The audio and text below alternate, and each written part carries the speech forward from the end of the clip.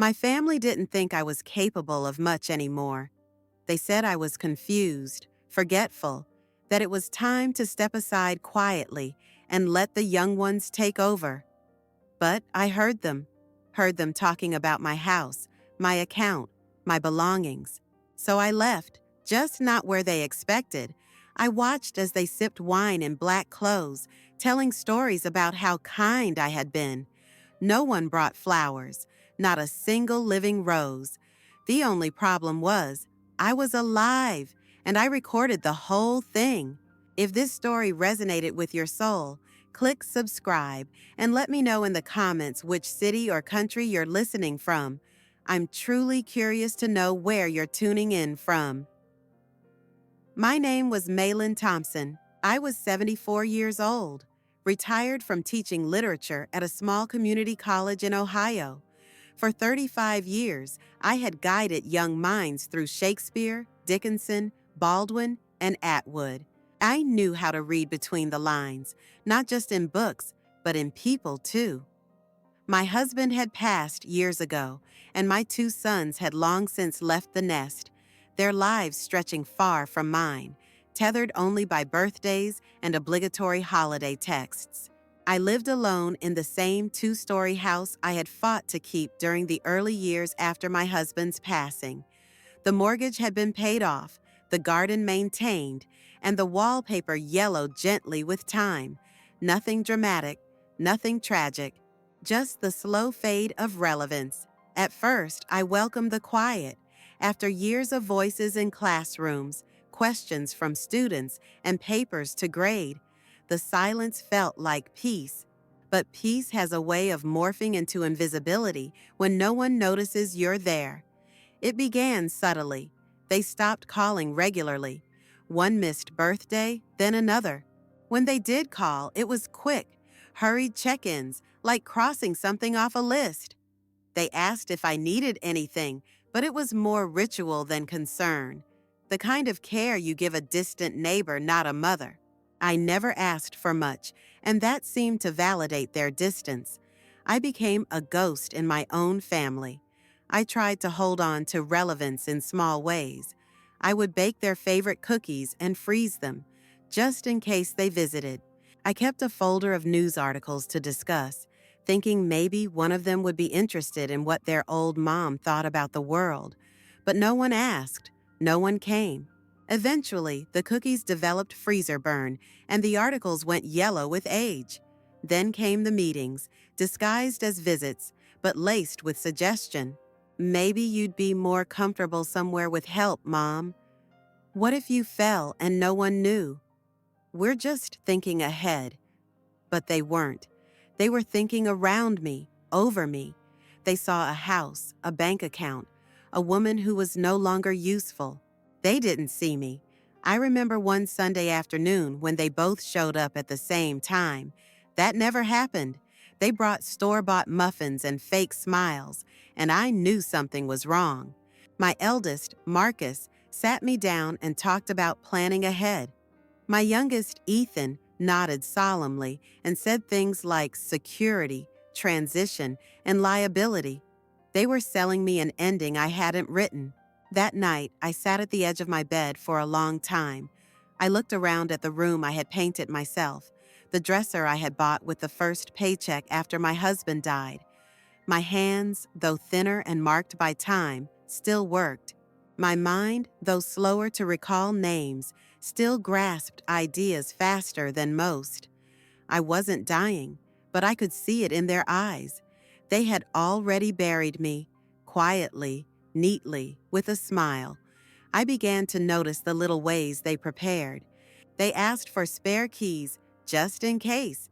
Ethan brought over a man who could help with documents. Marcus asked casually if I had ever updated my will. I felt my life being packed into labeled boxes before I had the chance to say goodbye to it. The worst part wasn't their intentions, it was their certainty. They were so sure I would just accept it, that I would go quietly, that I wouldn't notice the way they looked at the house, not as a home but as property. They thought I was too quiet to fight, too old to matter, too fragile to resist. But I had taught students to see truth behind the text, to hear the pain in the pause, to understand the weight of a line left unfinished. I had taught them that silence was never empty, and I was about to prove it. They didn't know I had been listening. They didn't know what I was capable of. And they certainly didn't know that the woman they thought they could erase had already begun writing the final chapter on her own terms. It started with a notebook, a small, leather-bound one I had kept in the back of a drawer for years, once used for poetry, now repurposed for strategy. I didn't need to write down my feelings anymore. Those had dried up like old ink. What I needed was a plan, something deliberate, not fueled by bitterness, but by clarity. I had always lived my life according to rules, following the expectations placed on me by family, students, society. Now, I was about to do something that broke every rule I had ever followed. I wrote down every detail: where I would go, who I would trust, what I would leave behind. I wasn't interested in vanishing entirely. That would only give them what they wanted: my absence. What I intended to do was far more intimate. I wanted to see their reaction, not in whispers or rumors, but in real time. I wanted to see their eyes when they thought I was no longer listening. I chose a small motel on the edge of town, a place with weekly rates and privacy. The walls were thin, the carpet smelled faintly of cigarette smoke, and the bed sagged slightly in the middle. But it had a working mini fridge, a sturdy desk, and, most importantly, a reliable Wi-Fi connection. I checked in under a different name, not a fake one, just one they wouldn't associate with me, my grandmother's maiden name. I paid in advance for 3 weeks and tipped the front desk clerk a little extra to ensure my room wouldn't be disturbed. Before I left my house, I placed a few breadcrumbs, just enough to be believable: a teacup on the edge of the sink, my favorite cardigan folded neatly on the arm of the sofa. I left the front door slightly ajar and a note scribbled on the back of an envelope: vague, emotional, unfinished. A neighbor I trusted would find it. We had rehearsed this. I had explained everything to her over a series of quiet, careful conversations. She thought I was mad at first. Then, after she heard what my sons had said to me, what they had planned, her expression hardened. She agreed to help. I gave her access to the house and a flash drive with instructions. She was to call my children in exactly 48 hours, no earlier. Let the silence grow long enough to create worry, but not panic. When she called, she would sound distressed, say that she hadn't seen me, that the door was open, that something felt wrong. Then she would hand them the flash drive. On it was a video, recorded by me in my living room, the light carefully arranged to make me look tired, faded, frail.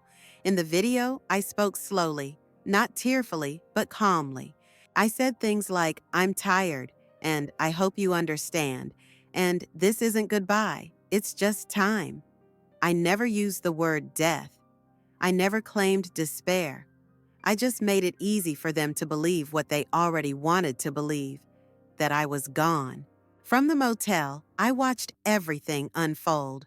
The moment my neighbor sent the message, I opened my laptop and logged in.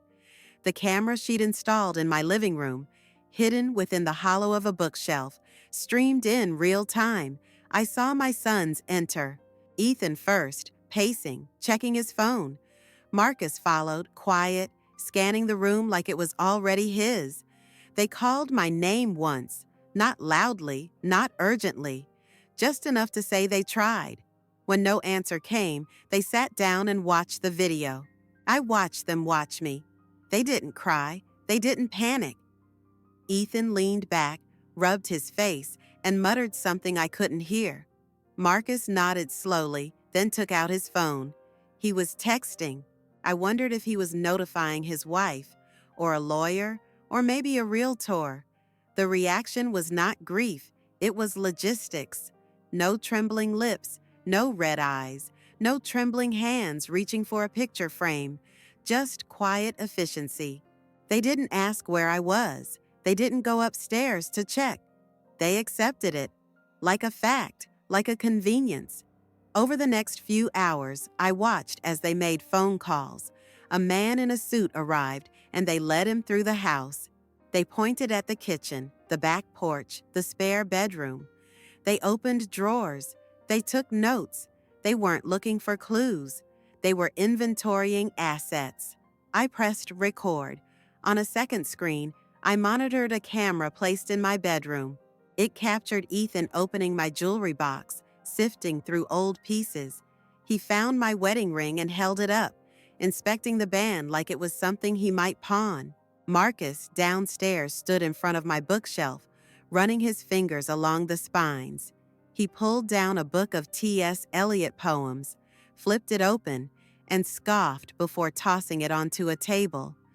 It occurred to me that they hadn't brought any flowers, not even a simple white lily or a rose from the garden. They weren't in mourning, they were in transition, moving me from person to paperwork. I wasn't watching a funeral unfold. I was witnessing an erasure, one they had prepared for long before I disappeared. I didn't cry. Not in that moment. I felt something colder, deeper. A quiet affirmation that I had been right to do this, that the woman they thought they had buried was more alive now than she had ever been in their presence. I spent the rest of the night compiling the footage, labeling each file with the date and time. Every glance, every word, every careless gesture. It was all mine now. I was no longer waiting for recognition.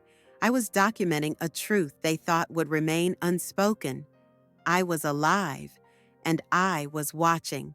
The days that followed were mechanical, as though someone had hit play on a sequence they'd rehearsed long ago. There was no room for emotion, only for arrangements, for protocol, for decisions made with straight faces and dry eyes. Watching it all unfold from behind a screen, I realized just how quickly a person could be processed out of existence, not mourned, not remembered, just removed. They began with the formalities. My neighbor, playing her role flawlessly, informed them that the authorities didn't need to be involved. No signs of foul play, no open investigation, just a quiet disappearance with a note and a video that served as my soft farewell. It was enough for them, more than enough, in fact. They accepted it with the kind of grim efficiency that comes from relief disguised as grief. Not a single question about the details, no visits to nearby hospitals, no flyers, no pleas for information, just immediate acceptance and an eagerness to move forward. Marcus made the first call to a local cremation service. He told the receptionist that there was no body, but they would still like to proceed with a symbolic service. Ethan sent out emails to a handful of relatives and family friends, explaining that I had passed peacefully and that I hadn't wanted a big gathering. He wrote, "Per her wishes, we'll be keeping things simple." I never said anything of the sort, but simplicity, I realized, was code for convenience. It meant fewer people, fewer questions, fewer costs. It meant less effort. They moved through my home like it was a catalog. I watched as Ethan walked from room to room, jotting notes in his phone. He opened closets, sorted drawers, pulled out boxes that hadn't been touched in years.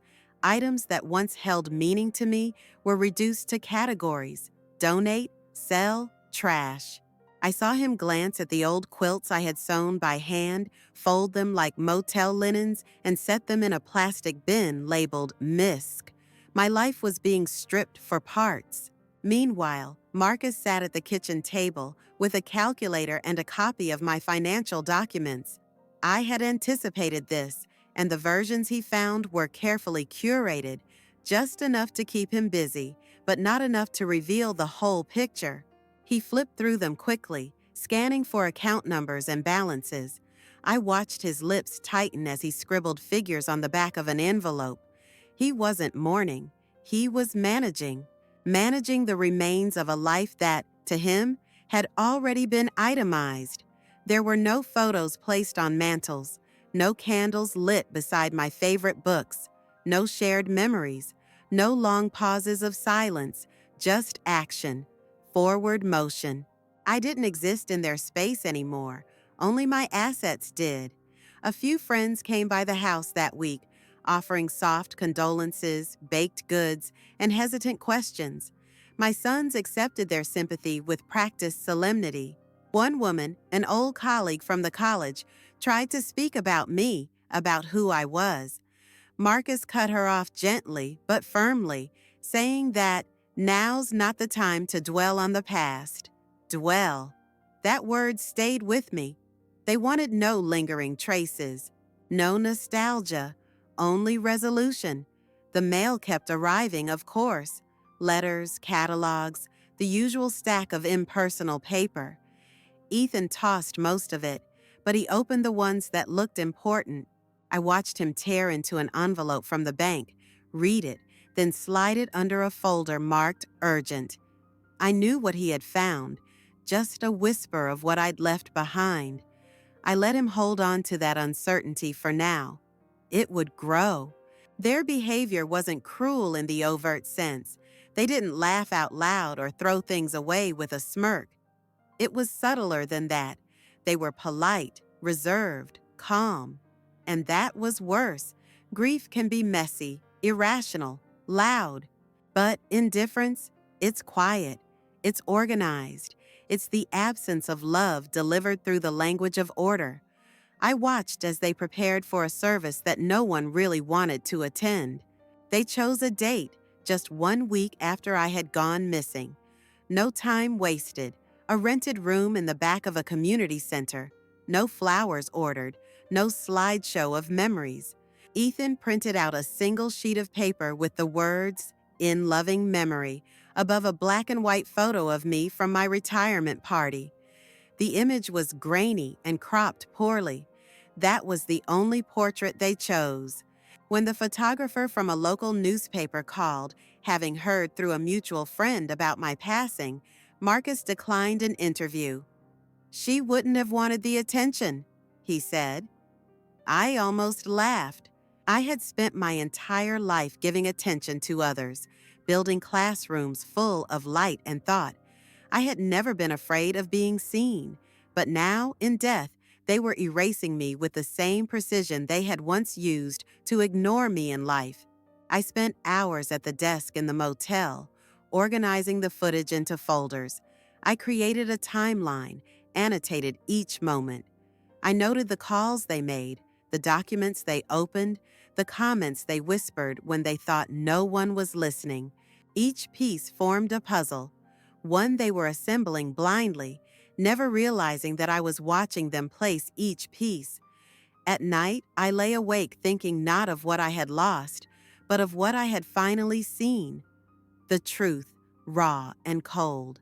The version of my sons that existed when they believed I was no longer there to see them. The version that emerged in silence, in absence. I realized that what I had done wasn't just an escape. It was a test. And they were failing it, line by line, smile by smile, sigh by sigh. I didn't know yet what I would do with all of this, but I knew one thing for certain. They would never again be able to say, "We didn't know." The morning of my funeral arrived like any other, gray, quiet, unremarkable. I watched the clouds from the motel window as I sipped weak coffee from a styrofoam cup. There was no dread in me, no sadness either, just a strange, cold clarity. I wasn't supposed to be part of the day's events, and yet, in a way, I would be the only one who truly saw what it meant. I had arranged for the live stream through a simple setup. My neighbor, ever faithful to the role, carried a discreet body camera on her jacket, which I synced to my laptop. She wasn't the type to play games, but she understood the purpose. She knew that what was about to unfold was not a ceremony of grief, but a mirror held up to the people who once called me Mom. The venue was a beige, characterless room at the back of a community center. Not a church, not a chapel. No stained glass, no incense, no organ playing faint hymns in the background. Just stackable chairs, a fold-out table, and a single black cloth draped over a box meant to symbolize my ashes. The photo they chose, a cropped image from 10 years ago, was printed on plain paper and stood in a plastic frame, barely upright. Guests trickled in slowly. Fewer than I'd expected, though I wasn't surprised. A few neighbors, one of my former students, a distant cousin I hadn't spoken to in years. They came out of obligation, out of curiosity, the kind of attendance where you check your phone before you sit and leave before the coffee cools. No one brought flowers.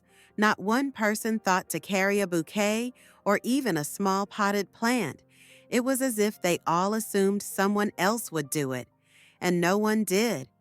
Ethan and Marcus stood near the front, dressed appropriately but without warmth. Their suits looked borrowed. Their ties were uneven. They greeted guests with rehearsed nods and flat smiles, avoiding the eyes of anyone who might ask a real question. When someone expressed condolences, they accepted it like a receipt, gratefully but with detachment. I watched as the appointed speaker, someone from the funeral home, stepped forward to begin the service. He mispronounced my last name, called me a beloved community member, said I enjoyed books, gardening, and quiet afternoons. It was clear he'd never met me.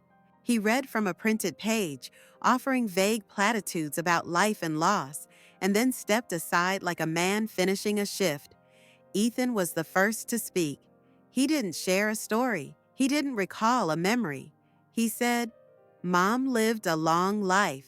She valued privacy, and we're honoring that today by keeping things simple." Then he nodded and returned to his seat. Marcus said nothing, not a word. He kept his arms folded, his face unreadable. His silence screamed louder than any speech. I took notes, not literal ones, but mental snapshots. The hollow glances, the way people shifted in their seats, waiting for a reason to leave. No one cried, not even a sniffle. My former student stood at the back, her hands clasped, her mouth pressed tight. She had wanted to say something, I could tell, but she was never invited forward. When the short program ended, people stood awkwardly. Some approached the boys, patted their backs, offered half-hearted "if you need anythings." Then they filtered out, one by one. The entire event lasted 33 minutes. That included the time it took for the coffee pot to finish brewing. What lingered wasn't grief, but absence. Not just my physical absence, but the absence of connection, of truth, of anything that made the moment feel real. I had imagined, long ago, that when my time came, I'd be remembered with color. That someone might tell the story of how I stayed up late editing student essays, or how I planted tulips every April without fail. That someone would smile through tears at the memory of the lemon cake I baked every summer. But none of those things made it into the room. They had been left outside, along with the flowers that no one brought. After the last guest left, Ethan gathered the leftover programs and folded them in half before tossing them in the trash. Marcus collected the photo and the plastic frame, wrapped them in a jacket, and carried them like an afterthought. They didn't linger. They didn't look back. There was no final moment of reflection, just an exit, brisk and clean. Back at the motel, I sat in silence. Not the kind they gave me in life, the kind laced with forgetting, but a silence of decision, a silence that pulsed with quiet resolution. I hadn't staged my death for drama. I didn't want revenge. I wanted to understand what I truly meant to them when they thought I was gone. And now I did. I was a task to complete, a document to file, a chapter to close. No flowers meant no effort, no grief, no love. But I was still here, and the story wasn't finished yet. Once the funeral was over, the real activity began. The quiet choreography of grief gave way to movement, calculation, and hushed conversations in corners. It was as if the symbolic closure had granted them permission to proceed, to unlock drawers, to unearth what I had supposedly left behind. I watched every step. From my chair in the motel, laptop open, coffee cooling at my elbow, I witnessed my legacy being handled not with reverence, but with curiosity, and greed thinly disguised as practicality. The first thing Ethan did was return to the house with a clipboard and a duffel bag. He moved quickly, opening doors, photographing items, checking labels on the bottoms of vases and dishes. He looked for anything that might have resale value, vintage items, electronics, jewelry. He didn't pause over family heirlooms. There was no hesitation, no lingering sentiment. If he touched a memory, it was by accident. He found the box of letters I had kept, correspondence between me and my late husband, drawings from the boys when they were little, birthday cards carefully saved and rubber banded together. He skimmed through them, placed them in a pile, and then swept them into the trash with a casual flick of the wrist. He didn't even read them. Marcus handled the paperwork. He sat at the kitchen table with my laptop, which had been password protected until now. He hired a tech friend to crack it. I watched the friend on camera, a young man in a hoodie, typing rapidly, inserting flash drives, muttering about encryption. He wasn't successful, not with the laptop and not with the old safe in the closet. I had made sure of that, but they didn't stop. Marcus began calling banks.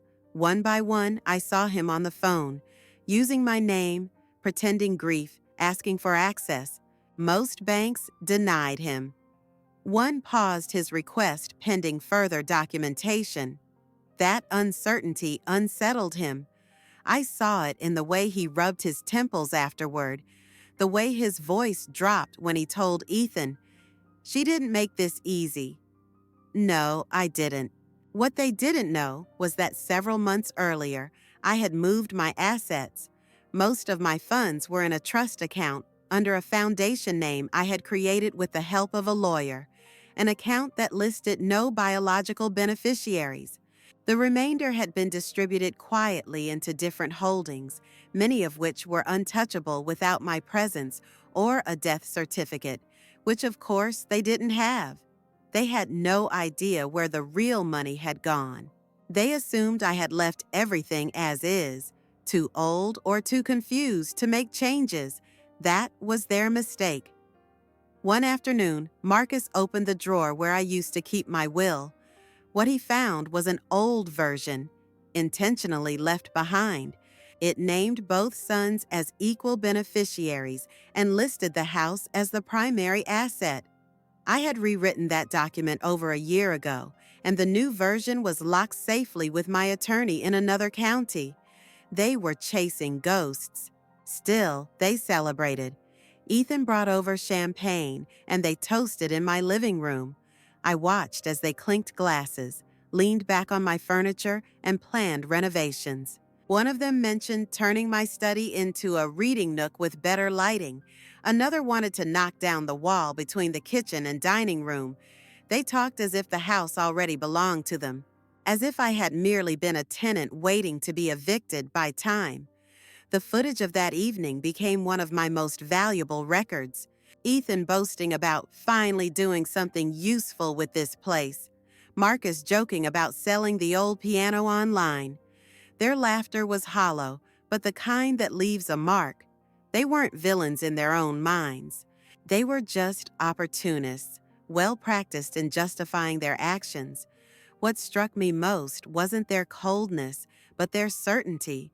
They truly believed they were entitled to everything, that by enduring the short discomfort of my symbolic funeral, they had earned access. They spoke about the house as if it had been waiting for them all along. They used words like ours and finally and what she would have wanted. I never knew that entitlement could be so casual. That week I made my own calls, quiet ones. I confirmed with my lawyer that all documents were in place. I ensured that the trust accounts were secure. I transferred control of the remaining assets into irrevocable structures. I even updated the instructions for disbursement, small, meaningful donations to organizations I cared about, scholarships for women in education, grants for older adults starting second careers. My name would live on in those spaces, not in the hands of those who had only seen me as a resource. One day, Ethan opened a drawer and found a single envelope addressed to both of them. It was one I had planted weeks ago. Inside, a printed note in my handwriting: "What is given without love is not inheritance, it is debt." I watched him frown, read it again, and toss it aside like a fortune cookie slip. They didn't understand it, but they would. I wasn't gone. I was watching. I was listening. And I was recording everything. Because sometimes the truth isn't about catching someone in a lie. It's about letting them speak freely until they reveal who they really are. Glava 6.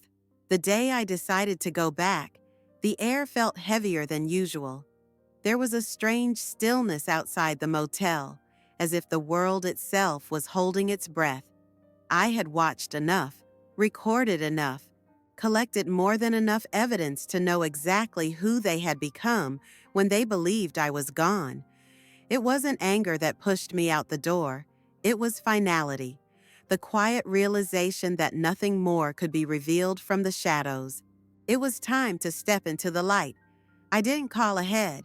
I didn't send a letter. I didn't warn anyone. I packed the flash drives into a small black pouch, zipped up my jacket, and took a cab straight to the house. The same house I had paid for over 30 years ago. The same one where I had raised them, where I had cooked thousands of meals, sewn curtains by hand, taught them to tie their shoes and look both ways before crossing. Now it stood like a stranger's home, redesigned, rearranged, hollowed out. The front lawn had been freshly cut. There were unfamiliar planters near the porch, and the welcome mat had been replaced with one that read, "Good vibes only." That small detail hit harder than I expected. My house had never been about vibes. It had been about warmth, presence, stability. But that wasn't what they needed from it now. They needed it to perform, to represent something, progress maybe, or ownership. I still had my key. It fit the lock without resistance. They hadn't changed it. That fact alone said everything. They were so certain of my disappearance, so secure in their assumption, that the possibility of my return hadn't even crossed their minds. When I pushed the door open, I was hit by a wave of sound: laughter, clinking glasses, music humming low from the speaker in the corner. The house smelled like candles and wine. The lights were on in every room. It was early evening, just around dinner. I stepped inside and closed the door behind me. They didn't notice me at first. I walked through the hallway slowly, letting my footsteps echo across the newly polished hardwood floors. There were shoes by the entrance that weren't mine, a purse tossed over the stair rail, and a jacket slung across the armchair I used to sit in while reading. It felt staged, like a home arranged for display. In the kitchen, Ethan stood at the stove stirring pasta, while Marcus leaned against the counter scrolling through his phone. A woman I didn't recognize was pouring wine into large stemmed glasses. There were laughter lines on her face, but none of them seemed real. More people were in the dining room. 2 guests I vaguely recognized from the funeral, and a younger man who looked like someone's co-worker or neighbor. Then Ethan turned around. He froze mid-motion, ladle in hand, eyes fixed on me like I had materialized from the wall. His mouth opened slightly, but no sound came out. Marcus looked up from his phone next. His reaction was slower, more controlled, but the color drained from his face with a speed that betrayed everything. The woman with the wine stepped back instinctively, unsure of who I was or why the air had suddenly gone cold. No one said a word. I stood in the doorway, calm, unshaken, dressed in the same coat I had worn the day I left. I held nothing in my hands. I didn't raise my voice. I didn't ask questions. I simply looked at them the way a mother looks at her sons when they've broken something they can't repair. Ethan's hand trembled slightly as he set the ladle down. Marcus took a step forward as if to speak, but stopped himself. The others in the room looked from face to face, clearly confused, some nervous, some curious. No one dared to speak first. I walked to the dining table and placed the black pouch down in the center. The flash drives inside clinked softly against one another. That sound filled the silence more effectively than any scream could have. I didn't open the pouch. I didn't explain it. I didn't need to. They knew. They knew what I had seen, what I had heard, what I had recorded. They knew I had been there, not physically, but spiritually, silently, watching their every move while they assumed I was gone for good. Ethan finally spoke, barely above a whisper, but I didn't respond. I turned my back to them and walked through the house slowly, touching nothing, observing everything. The framed art they had put up in place of family photographs. The bookshelf rearranged so that my books were gone and replaced with color-coded paperbacks. The absence of the old quilt that had once covered the living room couch. By the time I reached the staircase, I heard someone leave through the front door. A guest. Then another. The party had dissolved. No one wanted to be part of whatever reckoning had just begun. Upstairs, I opened the door to my old bedroom. The furniture had been rearranged, my curtains replaced. The dresser was still there, but it had new handles, as if that would somehow erase the memories etched into its drawers. I stood in the center of the room and listened to the growing silence downstairs. I didn't stay long. I didn't need to. On my way out, I passed Marcus sitting alone at the kitchen table, his head bowed, hands folded, the pouch still unopened in front of him. Ethan stood by the window, his arms crossed, staring into the dark like he might see a future there. I paused in the doorway once more and looked back, not in sorrow, but in completion. They had expected a disappearance. They hadn't planned for a return. They had written me off the page, but I had taken the pen with me. And I had rewritten the ending, without warning, without apology, without permission. The following morning, the house stood quieter than it ever had, as if sound itself refused to move through the walls. The energy that had filled it the night before, artificial, performative, hollow, had drained entirely. I didn't hear music, laughter, or clinking glasses. The chairs around the dining table remained askew, abandoned mid-celebration. The air smelled faintly of wine and garlic, but beneath it, there was something else, the thick, stale odor of discomfort. I hadn't returned to reclaim the house. I hadn't come back for confrontation. I had already said everything that needed to be said without opening my mouth. My presence had been enough. It had pierced through their constructed narrative, dissolved their assumptions, cracked their illusion. I didn't need to justify myself. That had always been the problem. I had spent decades explaining, softening, minimizing. Now, all I had to do was be seen. They had all seen me, and they had unraveled. By mid-morning, Ethan packed a bag and left. He didn't slam doors or throw accusations. He moved like someone trying not to disturb a sleeping beast. He walked past me with his eyes low, as though meeting my gaze might force him to confront a version of himself he didn't want to acknowledge. The engine of his car groaned down the driveway, and then it was silent again. Marcus stayed longer. He spent hours in the study, pacing, sorting papers, typing furiously on his laptop. Every so often, he would stop and stare at the pouch on the table, the one that still held the flash drives. He never opened it. He didn't need to. He knew what was inside. The weight of that knowledge alone was heavier than the contents. I watched him from the hallway, invisible yet undeniable. Eventually, he shut his laptop and closed the blinds. He didn't speak, not to me, not to anyone. The next day, I contacted my attorney. I had prepared the necessary documents long before I disappeared. The change of deed, the trust establishment, the redirection of accounts, everything had been notarized and sealed. Now all that remained was the execution.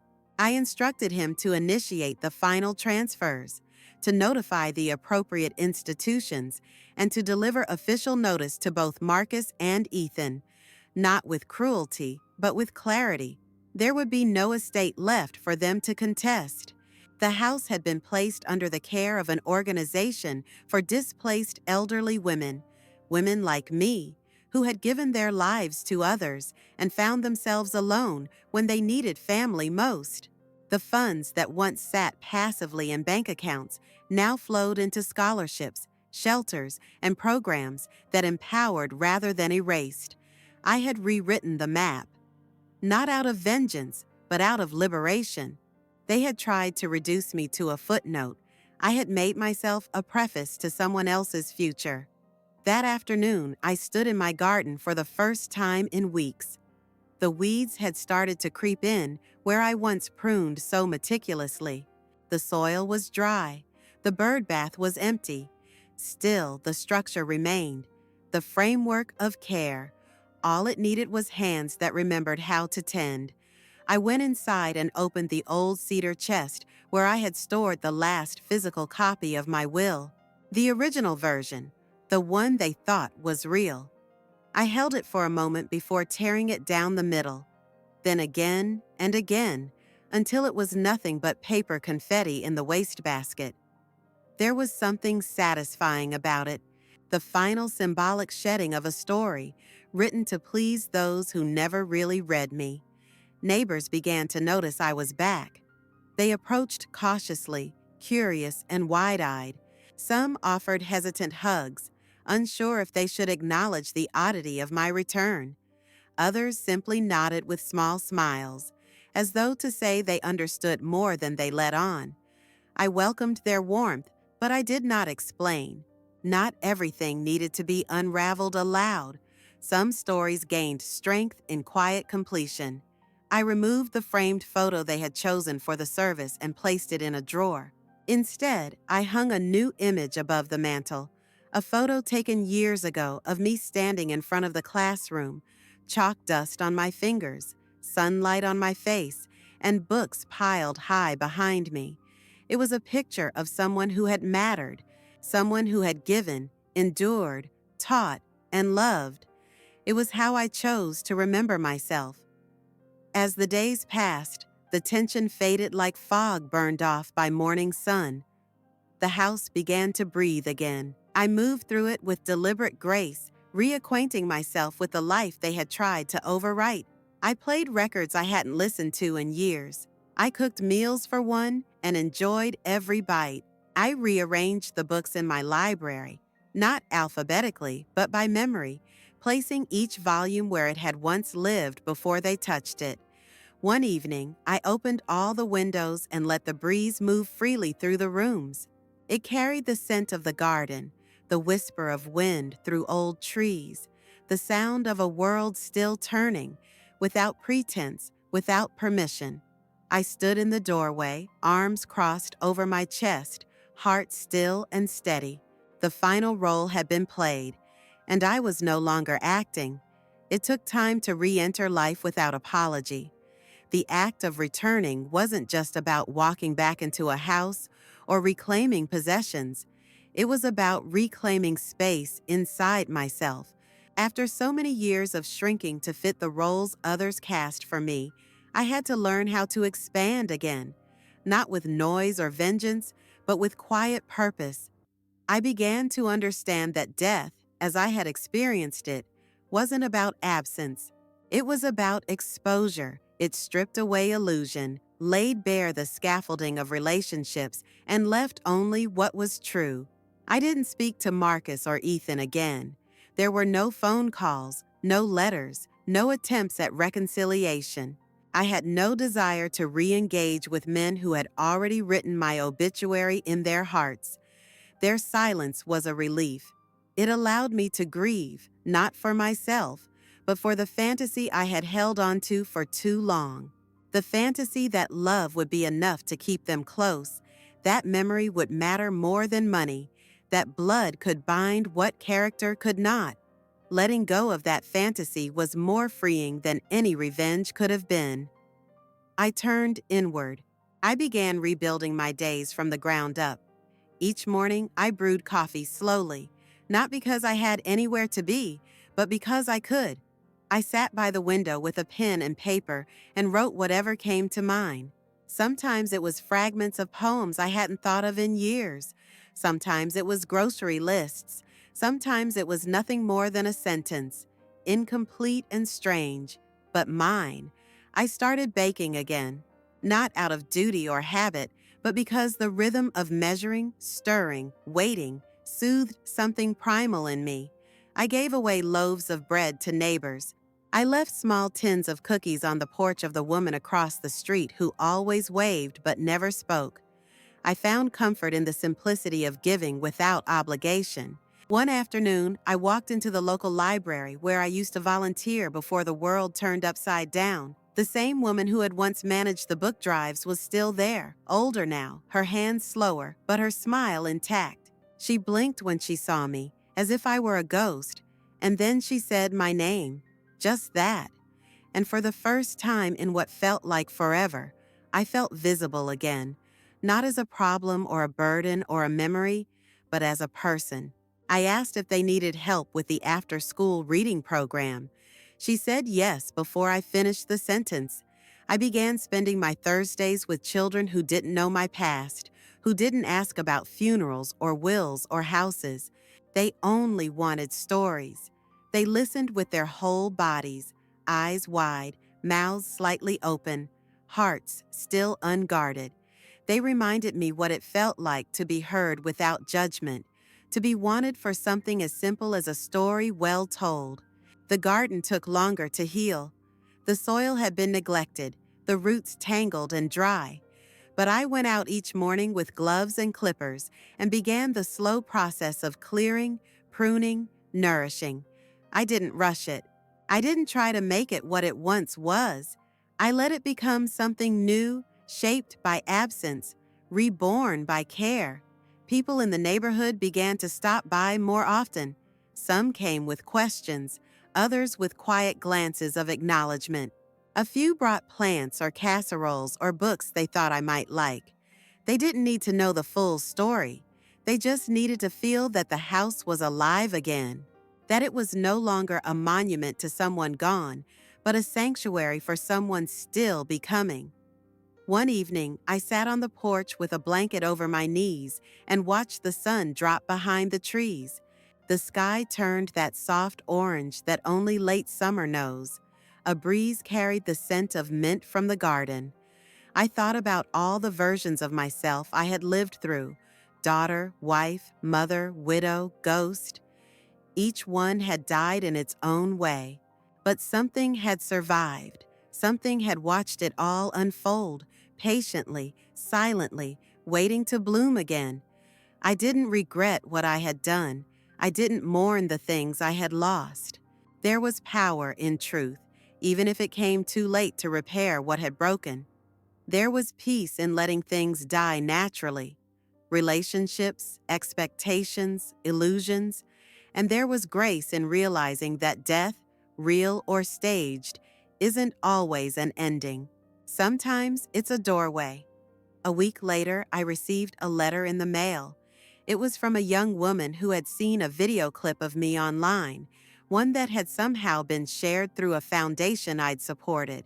She wrote that she had been raised by her grandmother, that she had felt invisible since the woman's death, and that hearing my story made her feel seen again. She didn't ask for anything. She simply thanked me for being alive.